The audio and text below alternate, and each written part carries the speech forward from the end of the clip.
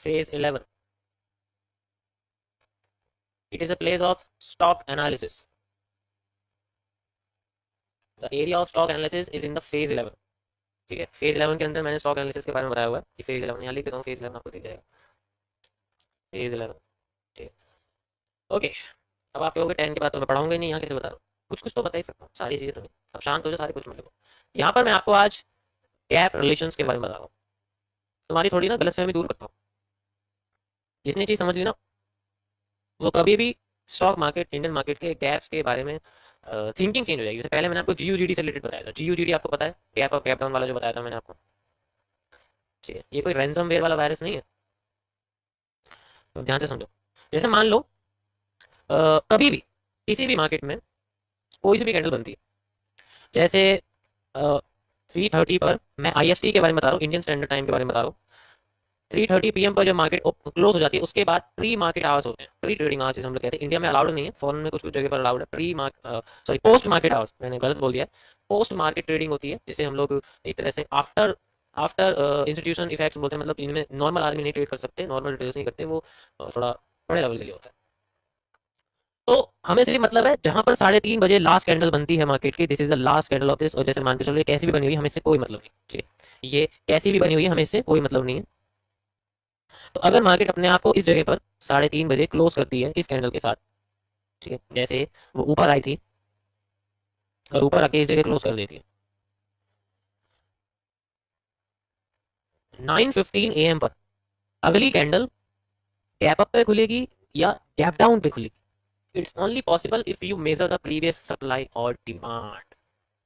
ये एडवांस है, ये जीओजीडी वाला नहीं है कि बड़े टाइम फ्रेम पे गए वहां देख लिया कि मार्केट में gap down gap down gap down हो रहा है तो वहां गैप डाउन ही होगा, अगर gap up gap up gap up हो रहा है तो वहां गैप अप ही होगा। ऐसा नहीं होता। अब मैं तुम्हें उससे भी एडवांस बता रहा हूँ कि हम उसी टाइम फ्रेम पे कैसे पता कर सकते हैं जिस टाइम फ्रेम पे हम लोग थे। अब जैसे मान लो मैं 1 मिनट के टाइम फ्रेम पर एग्जांपल बता रहा हूँ तुम्हें मैं, और मुझे मार्केट का स्ट्रक्चर कुछ ऐसा दिखता है, ऐसा दिखता है, ऐसा दिखता है, ऊपर चली जाती है मार्केट। अब यहाँ पर मार्केट में लास्ट कैंडल बनती है at 3:30 PM, last candle at 3:30 PM। अब अगर हम लोग सप्लाई डिमांड का यूज करें तो हमें पता लगेगा कि जब मार्केट की डिमांड पूरी हो जाएगी तो अगली बार जो हमें सप्लाई मिलेगी वो मिलेगी हमें इतनी। तो अगर हमें देखना है मार्केट का, तो हमें अगला एरिया जो गैप डाउन का है वो यहाँ देखने को मिल सकता है। अगली कैंडल शायद यहाँ क्लोज हो, अपने आप को रिकवर करने के लिए भागे, ऐसा हो सकता है, या फिर अपने आप को और नीचे लेके आए और फिर यहाँ से उठना शुरू कर दे ऐसे ऐसे करके, ताकि अपनी अगली डिमांड वो क्रिएट कर सके इस जगह पे लाके। समझ आया?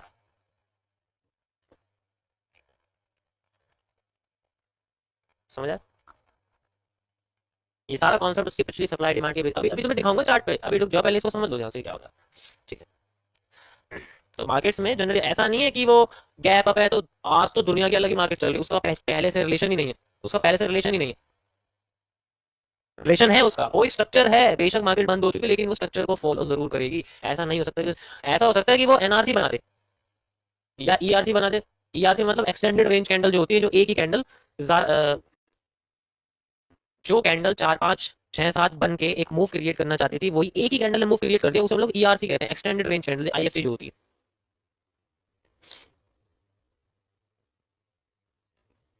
अब यहाँ पर हमें पता है इसी तरीके से हमारे पास रहता हर एक हिस्सा है, कुछ भी हो सकता है। डब्ल्यू बना, यहाँ मार्केट क्लोज कर गई अपने आप को, अब आगे क्या होगा? पॉसिबिलिटीज कि या तो मार्केट अपनी ये वाली डिमांड यूज कर सकती है, सप्लाई यूज कर सकती है यहाँ से यहाँ तक, या अपने आप को ऐसे यूज कर सकती है, क्योंकि ये एक स्पिनिंग टॉप बन जाएगा अगर मैं डब्ल्यू को कंबाइन कर दूंगा तो ये डुअल डायरेक्शनल बन जाएगा। फिर अपना जो गैप, मतलब हमें मेजरमेंट तो मिल जाएगी लेकिन ये नहीं पता रहेगा ऐसी कंडीशन में कि मार्केट गैप अप देगी गैप, ये तो फिर एक वो बन जाएगा, क्योंकि ब्रेकआउट क्लोज करिए तो ब्रेकआउट के बाद रिटेस्ट भी कर सकते हो, रिटेस्ट करने के साइड वो अगर सप्लाई देती है तो नीचे, डायरेक्ट डिमांड देती है तो ऊपर, इस तरीके से होता है। स्ट्रक्चर का जो मेजरमेंट है वो एक्जैक्ट सेम रहता है, उसमें कोई चेंजेस नहीं आता, कैंडल की क्लोजिंग में फोकस करना पड़ता है। इसी तरीके से जस्ट लाइक पीनेंट्स के साथ होता है, जैसे कि यहाँ लास्ट कैंडल बन गई, मार्केट बंद हो गई, अब क्या? अब इसका पहला मूव फेक दिखेगा। इस कंडीशन में जो गैप अप गैप डाउन होंगे वो हम मेजर कर सकते हैं, अगर, क्योंकि ये डुअल डायरेक्शनल एरिया होते हैं, इस कंडीशन में हम कभी भी आइडेंटिफाई नहीं कर सकते कि मार्केट में गैप अप ओपन हो सकता है या गैप डाउन ओपन हो, कभी नहीं कर सकते, क्योंकि वो किधर भी कर सकती है। हमें बस उसके रिवर्सल को फाइंड आउट करना पड़ता है। एरिया हो जाता है इसका, जैसा कि हमारे सामने पीरियड है। अब यहाँ पर जो कल 9:30 बजे 9:15 पर जो कैंडल बनेगी वो किधर भी बन सकती है, ठीक है, लेकिन जो सप्लाई होगी या डिमांड होगी वो जितनी ये है सप्लाई वो उतनी ये ले सकती है, देन फिर अगर डिमांड चाहिए तो जितनी ये डिमांड है यहाँ से यहाँ तक, ठीक है, ये वाली ये डिमांड यहाँ बन सकती है, देन फिर रिवर्स इस तरीके से क्रिएट होती है यहाँ पर ये सारी चीजें, ठीक है। अब यहाँ पर मैं तुम्हें दिखाता हूँ इसके अंदर कैसे तुम्हें देखने को मिलेगा, इसके अंदर देखना कैसे पता लगता है। सो ये क्या है, आज की मार्केट देख लो, क्या है ये, आज की मार्केट दिख रही है ना तुम्हें, 29 तारीख है ना, तो फर्क दिख रहा है कुछ, मुझे फर्क बता दो कि हाँ इससे उसमें मुझे ये लगता है कि जब भी मार्केट उठी मैं तो उसको अलग नजरिए से देखता हूँ कि भाई दिन की पहली कैंडल है, 100 पॉइंट का ऐसे लगाऊंगा, 50 पॉइंट का स्टॉप लॉस लगा दूंगा, छोड़ दूंगा, ऐसे करते हैं क्या?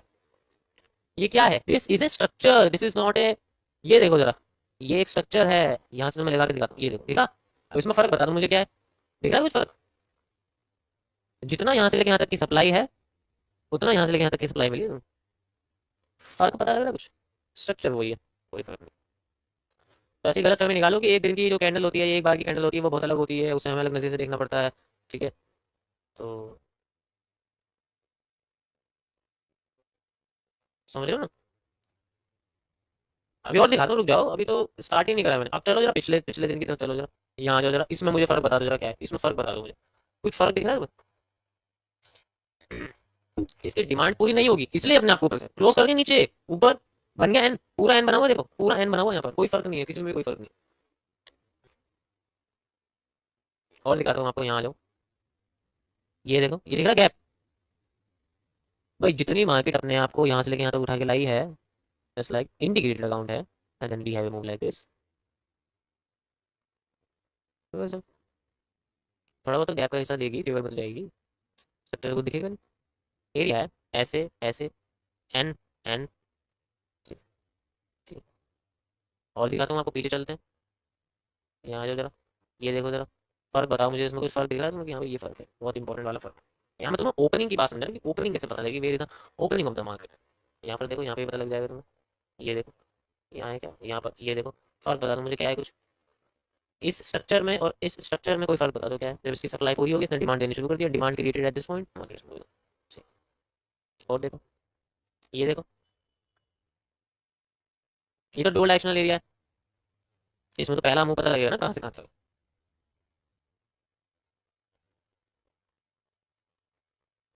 कल आपको बताया मैंने ड्रॉ डाउन और कर्व के बारे में, जब मार्केट कर्व उठती है तो डायरेक्ट ड्रॉ डाउन गिरती है, ये ड्रॉ डाउन वाला एरिया है, और फिर सेम है, बस आपको यूज करना है कि हमें इस तरीके से वो पैटर्न्स को आइडेंटिफाई करना जो रिपीट कर रहे हैं मार्केट के अंदर। ये एक इन्वर्टेड हेड एंड शोल्डर है और कुछ नहीं। देखो जरा ध्यान से, तुम हर जगह ये दिखेगा रिप्टेशन, ये एचसीआर है, यू नो, जब मार्केट अपने आप को कंसोलिडेट करती है तो ऊपर जरूर जाती है, देन फिर रिवर्स करती है, अभी बना के दिखाया मैंने, ठीक है। अरे ये हर कंट्री में है यार, बताओ कौन सी कंट्री का स्टॉक मार्केट की बात करूँ, स्टॉक यूएस के बारे में बताओ, इनवीडिया की करता हूँ, लो इनवीडिया का करता हूँ, लो इनवीडिया है मेरे पास, ठीक है, ये है मेरे पास इनवीडिया। अब इसमें बता दो, इसमें फर्क बताता हूँ तुम्हें क्या, ये देखो, मुझे फर्क बता दो कि भाई हाँ, इसमें ये फर्क है, लो, कोई फर्क ही नहीं दिखेगा भाई, फर्क ही नहीं है इतना, कोई फर्क नहीं।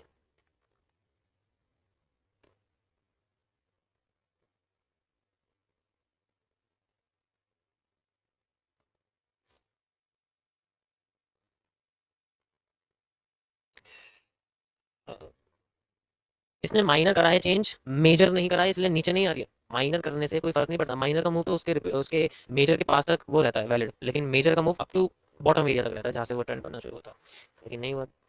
समझ आया? तो ये था आपका आज का ऐसा टॉपिक। देखो ये थोड़ा सा ना, बस ये कोई ऐसा नहीं है कि आप इसको ऐसे ट्रेडिंग के कॉन्सेप्ट से लोगे, ये तो बस समझाने के लिए होता है कि हाउ वी यूज गैपिंग, हम गैपिंग कैसे यूज करते हैं, ठीक है, उसके लिए होता है।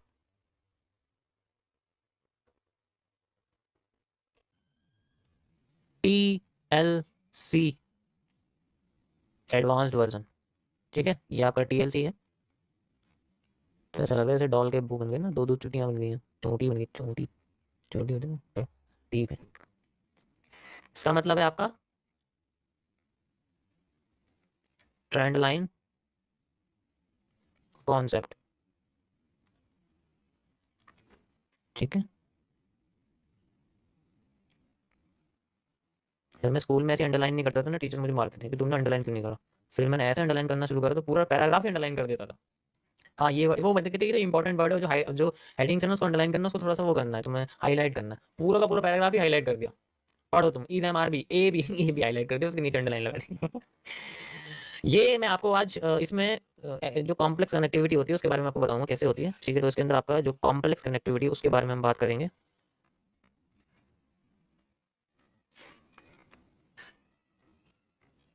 ठीक है, जैसे मान के चलो मैं आपसे कहता हूँ कि कोई भी ट्रेंड है, ठीक है, कोई भी ट्रेंड है, ये आपका कुछ पॉइंट्स हैं,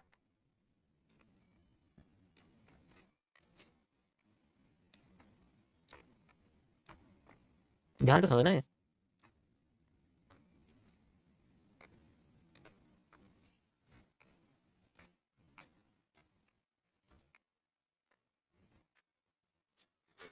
अब मैं आपसे कहता हूँ कि आपको ना ऐसी लाइंस खींचनी है जो इनसे कनेक्ट हो। भाई ऐसी लाइन खींचनी है जो इनसे कनेक्ट हो। कैसे करेंगे? जैसे मैं सबसे पहले कनेक्टिविटी करता हूँ इस चीज की, ये देखो, ये हो गई, परफेक्ट, क्या बात है। पहले मैं मार्केट क्रिएट कर देता हूँ।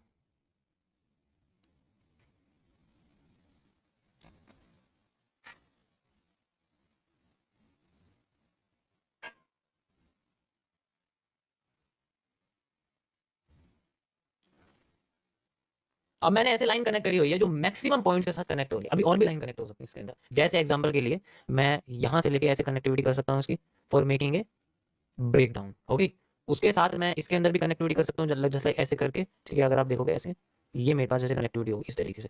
तो इनसे क्या पता लगेगा हमें? ब्रेकआउट्स के बारे में पता लगेगा, ब्रेकडाउन्स के बारे में पता लगेगा। ये भी स्ट्रेट के बारे में आपको बताऊँ, कर्व में तो और भी मुश्किल होता है, लेकिन स्ट्रेट मार्केट में हम पता करेंगे तो और भी सिंपल। इससे क्या होगा कि हमें किसी भी स्ट्रक्चर के सारे हाई लोस को इस तरीके से कनेक्ट करना है जिसमें सबसे ज्यादा कनेक्टिविटी निकले और जिसमें मार्केट टैपिंग ज्यादा करे, ब्रेकडाउन कम करे, ब्रेकआउट कम करे। इसी को बोलते हैं किसी भी स्ट्रक्चर के कैरेक्टर को चेंज करना, किसी भी ट्रेंड लाइन के कैरेक्टर को चेंज करना। तो यहाँ पर जो कॉन्सेप्ट यूज होगा वो हम ट्रेंड लाइन के बेसिस के लिए यूज करेंगे। यानी कि हम क्या यूज करेंगे? हम लोग ट्रेडिंग व्यू का ट्रेंड लाइन यूज करेंगे। ट्रेडिंग व्यू जो टूल है, ट्रेंड लाइन वाला जो टूल है, ठीक है, हम उसको यूज करने वाले हैं। और इसके जरिए हमें क्या करना है? हमें इसके कैरेक्टर को चेंज होते हुए देखना है, ठीक है। कैरेक्टर को चेंज होता हुआ देखना हमें इसका कैरेक्टर। अब ट्रेंड लाइन का कैरेक्टर कैसे चेंज होगा? है नहीं, बिल्कुल नई चीज। ट्रेंड लाइन का कैरेक्टर कैसे चेंज होता है? जैसे मैं आपके सामने कुछ ट्रेंड लाइन लगाता हूँ ऐसे और ऐसे, इनके कैरेक्टर कैसे चेंज होंगे? कैरेक्टर चेंज होने का मतलब होता है जैसे मार्केट चलो ऐसे होके आ रही है, कभी इसके पास आके बैठती नहीं है, कभी इस पे नहीं आती, वो इस तरीके से घूमती रहती है, ऊपर जाती है। एक बार भी मार्केट अगर यहाँ आके बैठ गई और ऐसे करके मार्केट ने ऐसे कर दिया, अब ये ट्रेंड लाइन हमारे पास कैरेक्टर की तरह काम करेगी। अब हमें जब भी मार्केट में मूवमेंट मिलेगी शायद इस पे ही मिले, और फिर मार्केट जब नीचे आए तो इस पे ही मिले। This is called the change of character of A trend line. Notice करा होगा बहुत लोगों ने ये चीज कि उनकी ट्रेंड लाइन के ऊपर कभी मार्केट नहीं आती, नीचे कभी मार्केट नहीं आती, ठीक है। क्या करती है? वो ऊपर नीचे घूमती रहती है, और जब एक दो बार आ जाती है तब उसके मूव क्रिएट होते हैं, ठीक है। हम इनको सप्लाई डिमांड से मेजर कर सकते हैं, ऐसी कोई दिक्कत वाली बात नहीं, ठीक है। यहाँ तक समझ में आया? ये पहला तरीका है। दूसरा इसका उल्टा होता है कि अगर मार्केट अपने आप को ऐसे इस जगह पे घुमाती है, स्लाइड ऊपर लेके जाती है, फिर आती है नीचे, फिर इसी पॉइंट पे आती है, फिर ऊपर लेके जाती है, इस जगह पे आती रहती है और इसी जगह पे अपने आप को मूव करती रहती है, ठीक है। अब वो इस जगह पे आ ही नहीं रही है, आ ही नहीं रही है, और जब आ ही नहीं रही है तो ये हिस्सा कंटिन्यू होगा। जब आ जाएगी then it is following the same चीज, मतलब वो सपोर्ट रेजिस्टेंस बना रही थी और फिर उसके बाद अपने आप को सेंट्रल एरिया पे घूमने लग जाती है, फिर दोबारा से अपने आप, ठीक है। तो मैं चार्ट पे समझाता हूँ कैसे समझ आएगा। अभी के लिए फिलहाल के अगर आप यहाँ देखोगे तो यहाँ पर बहुत सारी दिक्कत आ रही है, ठीक है। मैं फिलहाल के लिए कुछ ट्रेंड लाइन लगाता हूँ, ये छोड़ो, यहाँ पर देखते हैं हम लोग, क्योंकि वहां मैं लगाऊंगा ना। अब इस हिस्से में ट्रेंड लाइन कैसे यूज करेंगे? सबसे इंपॉर्टेंट चीज, इस हिस्से में ट्रेंड लाइन कैसे कनेक्टिविटी करनी है। मान लो मैं आपसे कहता हूँ कि मेरे पास सिर्फ मार्केट का इससे पीछे तक का हिस्सा बचा है, इससे आगे बनी ही नहीं है, तो मैं कैसे कनेक्टिविटी करूँ? मैं ट्रेंड लाइन यूज करूंगा, जैसे जितने भी पॉइंट्स हैं उनको कनेक्ट करने की कोशिश करूंगा, जस्ट लाइक ऐसे करके, ठीक है। ये यहाँ से ऐसे, लाइक ऐसे नहीं हो पा रहा, कोई बात नहीं, ऐसे, परफेक्ट। ये देखो दो पॉइंट यहाँ कनेक्ट हुए, एक यहाँ पर हुआ, एक यहाँ पर हुआ, और एक यहाँ पर हुआ, ठीक है। नीचे की साइड कनेक्टेड होगी लेकिन मार्केट यहाँ नहीं गई। अब ऊपर की साइड कनेक्ट करता हूँ मैं। यहाँ पर आप देखो इस तरीके से मैंने पॉइंट कनेक्ट कर रखे हैं, ऐसे करके, ठीक है। ये मैंने पॉइंट कनेक्ट कर दिया जस्ट लाइक दिस, ठीक है। ऐसे मैंने पॉइंट कनेक्ट कर दिए, ओके। रुको जरा थोड़ा सा और, परफेक्ट।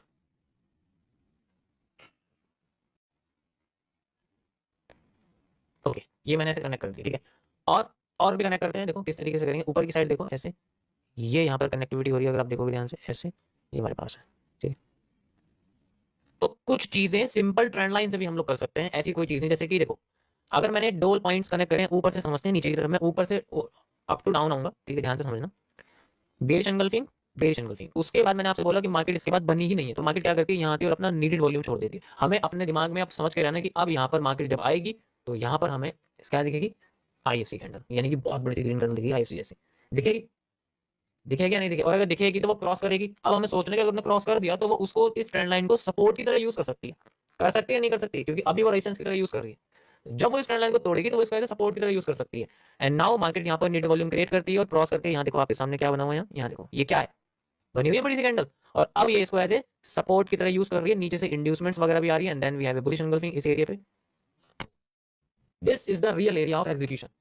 अगर मैं पूरे पैटर्न की बात करूं, only basis on this line, ये पूरे पैटर्न के लिए लागू रहेगा, ये मतलब छोटे एरिया के लागू नहीं, पूरे पैटर्न के लिए। तो अगर हम इसमें सप्लाई डिमांड मेजर करनी है तो पूरे पैटर्न के हिसाब से सप्लाई डिमांड लेंगे, क्योंकि मैं इस पूरे के पूरे हिस्से की बात कर रहा हूं। तो अगर मुझे इसमें सप्लाई डिमांड लेनी तो पूरी के पूरे हिस्से की लेनी पड़ेगी। समझ आ रहा है क्या कह रहा हूं? तो अगर वो अपने आप को क्रॉस कर गई ना, तो वो सपोर्ट किसको बनाएगी, जिसको रेजिस्टेंस बना रही थी। इसी तरीके से अगर वो अपने आप को सपोर्ट बना रही है तो अगली बार उसको रेजिस्टेंस बना देगी। जैसे एग्जांपल के लिए, अभी ये मार्केट नीचे की साइड अपने आप को सपोर्ट बना रही थी। अभी इस स्ट्रक्चर के आपके सामने जो ये स्ट्रक्चर बना हुआ है, इस स्ट्रक्चर के मैं ऊपरी भाग के बारे में बात कर रहा था, ऊपर के हिस्से के बारे में बात कर रहा था, जिसमें ऊपर का हिस्सा ही मार्केट अपने आप को रेस्पेक्ट कर रही थी, ऊपर ही चली गई। अगर ये उल्टा हो जाता, भाई हर चीज के बारे में सोचना पड़ता है ना हमें, अगर ये उल्टा हो जाता तो बेसिकली हमें क्या दिखता, ये जो हमारे सामने मार्केट सपोर्ट्स बना रही है, यहाँ पर आप देखोगे तो मार्केट अपने आप को इससे क्रॉस करके फिर इसे रेजिस्टेंस बना के नीचे आती। ये सेम हिस्सा फिर हमें यहाँ दिखता, मैं आपको बना के दिखाता हूँ कैसे दिखता है। देखो यहाँ से देखते हैं, नहीं यहाँ से देखते हैं, ओके। ये इसको मैं मिरर्ड कर देता हूँ, क्या हो गया नीचे आना, मिरर्ड। यहाँ से ये हिस्सा बनता एंड फिर हमारे सामने एक क्या निकल के आता है यहाँ पर, अगर आप देखोगे इस जगह पे, ये देखो, ये थोड़ा सा बड़ा हो गया, कोई बात नहीं, रुको जाओ मैं इसको थोड़ा अच्छे से कनेक्ट करता हूँ, रुको, थोड़ा सा और अच्छे से कनेक्ट करता हूँ। ठीक है, यहाँ से और बार बार से मैं इसको 2 पॉइंट से कनेक्ट कर देता हूँ। ठीक है, मैंने सिर्फ 2 पॉइंट से इसको कनेक्ट कर दिया, चाहे तो। अब मैं इसको यहाँ से ऐसे करके लगा रहा हूँ, ठीक है, ऐसे करके you can see like this. ठीक है, इस जगह से यहाँ पर। अब ये अपने आप को एज ए रेजिस्टेंस की तरह यूज करती है हमारे सामने। डायरेक्ट क्रॉस करती है, फिर देखो यहाँ तो ये नीडेड वॉल्यूम देख सकते हो, ये देखो नीडेड वॉल्यूम दिख रहा है, क्रॉस कर दिया एंड देन मार्केट क्रिएट्स है इसी जगह पे, मार्केट अपने आप को एज रेजिस्टेंस बना रही है। इस पर नहीं बना पाई क्योंकि ये स्लैंटिंग में ज्यादा है, इस वजह से मार्केट अपने आप को ज्यादा ला नहीं पाई। क्योंकि देखो ऐसे कंडीशन पे हम लोग कर्व लाइन यूज करते हैं, क्योंकि वो अंदर चली जाती है किसी भी पैटर्न के, वो अंदर चली जाती है किसी भी पैटर्न के, वो डायरेक्ट नहीं दिखती है। ठीक है, उसके बारे में आपको बताऊं, अभी सिर्फ सिंपल ये समझो, एक्सपेक्टेशन दोनों साइड की रखनी पड़ती है, क्योंकि एनालिसिस में यही होता है, हम किसी एक साइड की एक्सपेक्टेशन नहीं कर सकते। समझ आया? अभी सिंपल के लिए नीडेड वॉल्यूम वाला एरिया ये समझो कि यहाँ पर मार्केट ने बनाया हुआ है। ऐसे ही ऊपर भी देख सकते हो, ऊपर देखो मैं आपको ऊपर दिखाता हूँ, ऊपर में अगर आप यहाँ देखोगे तो नीडेड वॉल्यूम क्या है, भाई नीडेड वॉल्यूम क्या है हमारे पास, नीडेड वॉल्यूम के एरिया में तो ये चीज हुई, ये नीडेड वॉल्यूम है, ये देखो यहाँ पर भी ये चीज हुई है।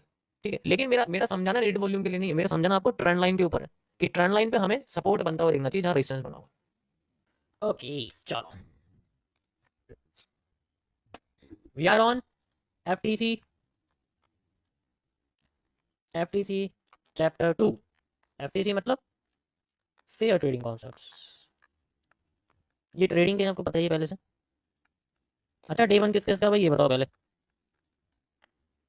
किस किस का डे वन है? पहली पहली बता दो। ओके, डे वन वाले बताओ, डे टू वाले नहीं, only day one. I want only day one. यो,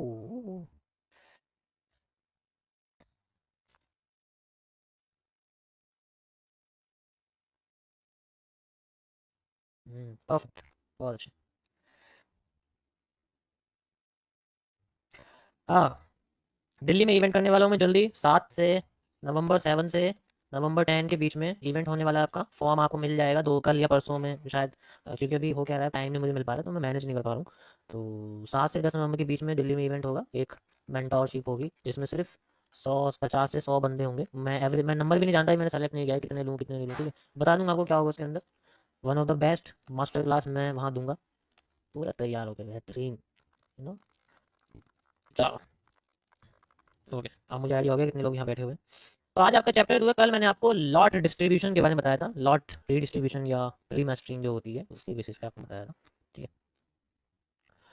अब यहाँ पर शुरू होता है आगे का, यानी कि क्योंकि अभी हम तो बिगिनर हैं, मैं अभी बिगिनर, मैं तुम्हें ऐसा बताऊं जैसे मैं खुद ये सब कर रहा हूँ एग्जाम्पल के लिए। देखो ये सब रिजल्ट आसान नहीं है, ये मैं अभी तुम्हें इसके कॉन्सेप्ट से नहीं बता रहा हूँ। ठीक है, मैं तुम्हें दिखाता हूँ, एक चीज़ दिखाता हूँ, रुको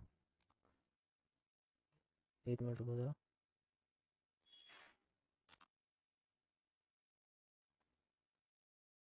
अरे हट जाओ यहाँ से,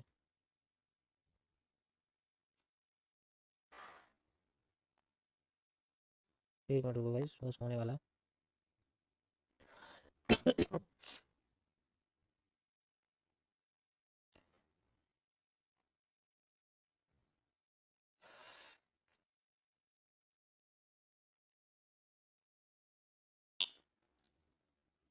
ओके, ये देखो, मैं आपको दिखाता हूँ। अभी मैं आपको जो बताऊंगा वो बेसिकली ऐसे ऐसे ऐसे एक्सपीरियंस वालों के लिए नहीं है, ठीक है। मतलब मैं बता रहा हूँ कि अभी मैं इस एक्सपीरियंस में नहीं बैठूँ कि मेरा ऐसा रिजल्ट आता हो, मेरा अगर मैं ट्रेडिंग करता हूँ तो मेरा ऐसा पॉजिटिव रिजल्ट आता हो, मेरे को ज़्यादा लॉसेस भी ना हो। इसका डे वन, अच्छा,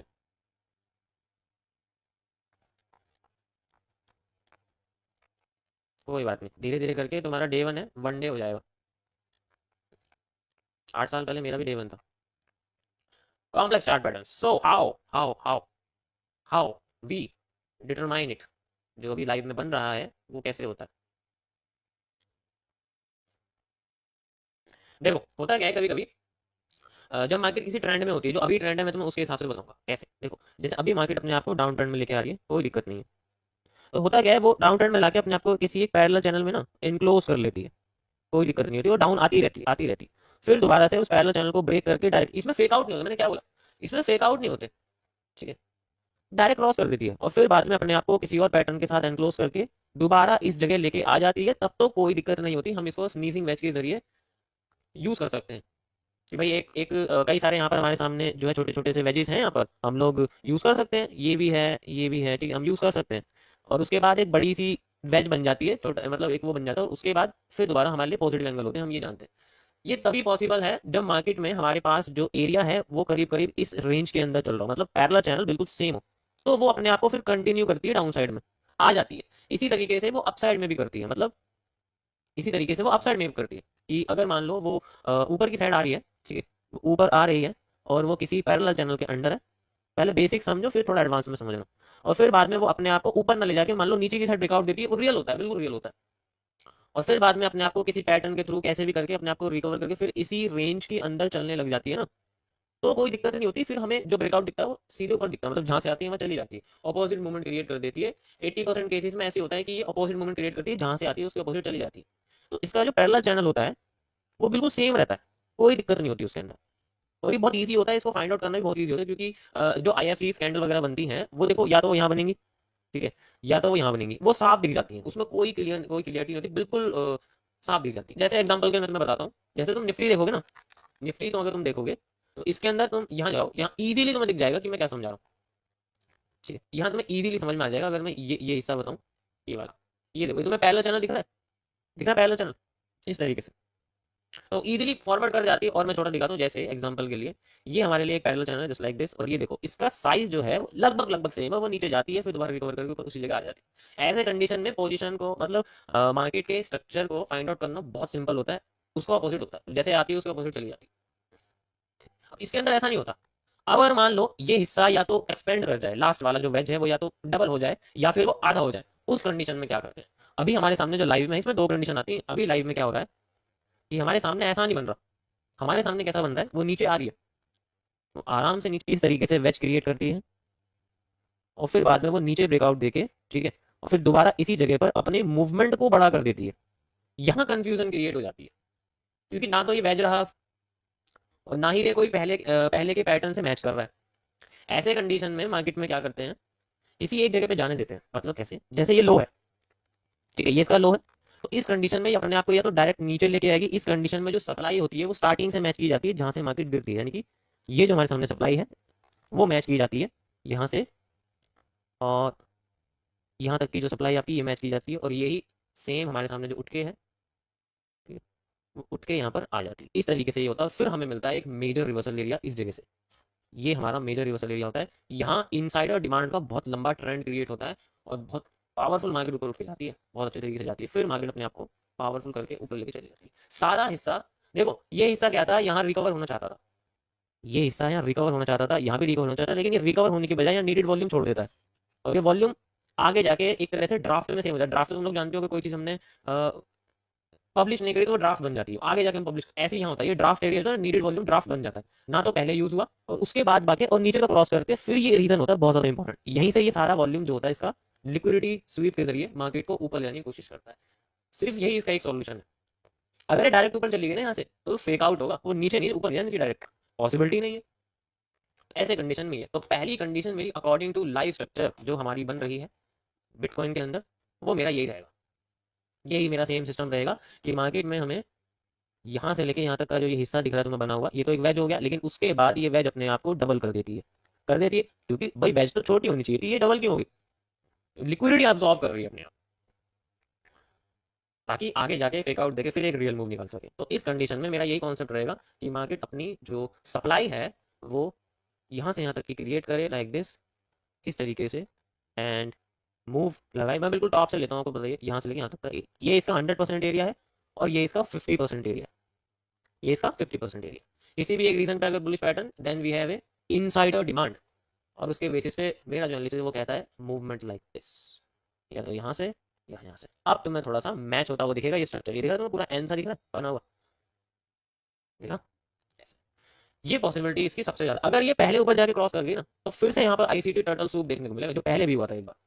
इसमें कोई दो राय नहीं है कि वो 2-3 बार नहीं कर सकती, इजीली पहले भी कोशिश करी ना उठने की, लेकिन डायरेक्ट फ्लोट हुई, 50% एरिया पे आ भी नहीं पाई। तो ये सारा एरिया हमारे लिए नीडेड वॉल्यूम बना हुआ है, और ये इसी को ही अपने आप को एब्जॉर्ब करने के लिए नीचे जा रही है। तो ये बैंड भी कर रही है, ये एक्सपैंड भी कर रही है, सब कुछ कर रही है, समझ आया। तो this is my first analysis. पहली कंडीशन मेरी अकॉर्डिंग टू दिस सीसीपी, इस कॉम्प्लेक्स चार्ट पैटर्न के ऊपर ये जो है, ठीक है, इसका नाम है,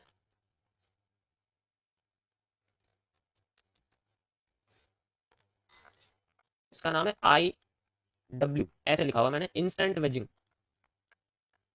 इंस्टेंट वेजिंग, सिंपल इसका नाम है, ज्यादा कुछ वो नहीं है, इंस्टेंट वेजिंग, बस ये सिंपल इसका मैंने नाम रखा हुआ, ठीक है।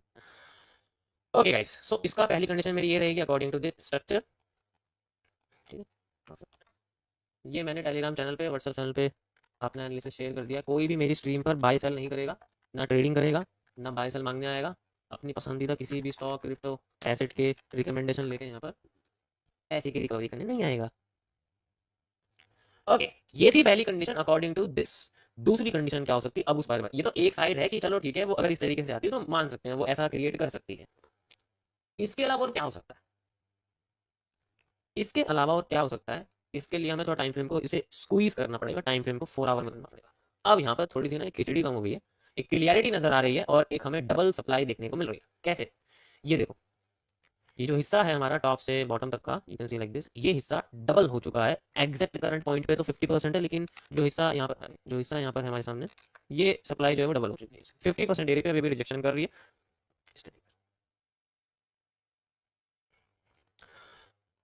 This is the reversal area, got it, and ये सारा का सारा area according to this reversal area create होता है। Simple as that, simple.